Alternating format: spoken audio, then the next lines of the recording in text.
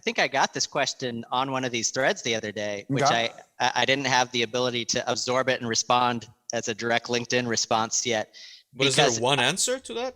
Well, this is why. So, because I've got kind of two comments there. So one is, I would say this Switch Managed Switch blog post series, post one is about like hardware selection for IT versus OT networks and some considerations.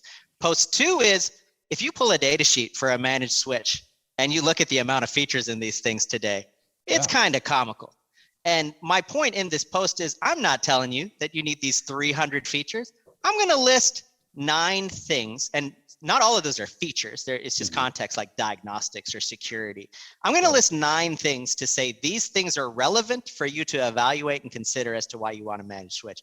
To Vlad's point, then we start to get into the details of like, can I come up with a playbook of working through this list of things? I can in pieces. So you will see, for example, on our site, we do a lot of Hirschman and Westermo networks, for example. So I have a post from the vendor on how to configure IGMP on their platform. Or I have a post that we made on how to configure IGMP on their platform. I say all of this with a big asterisk, which is to say, I will typically write those posts with a big CYA paragraph at the front end that says, for most small to medium networks, this generalized approach will work.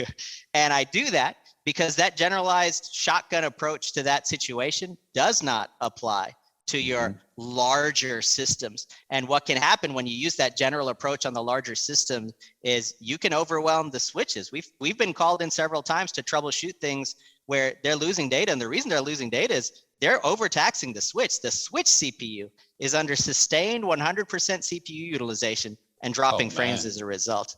And that's because of lack of context for how to configure some of these things correctly. So I'd say my answer is, for individual features, I can provide small playbooks, but for some of them, they are very context and application specific.